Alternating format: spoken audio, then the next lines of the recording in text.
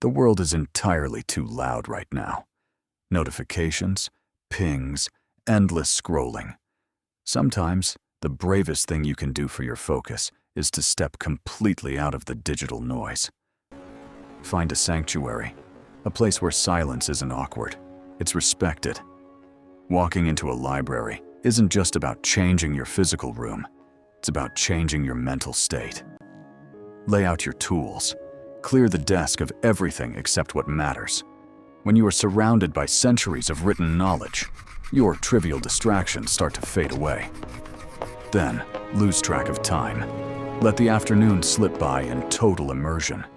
This is where deep work becomes effortless, when you finally allow yourself to do just one thing at a time.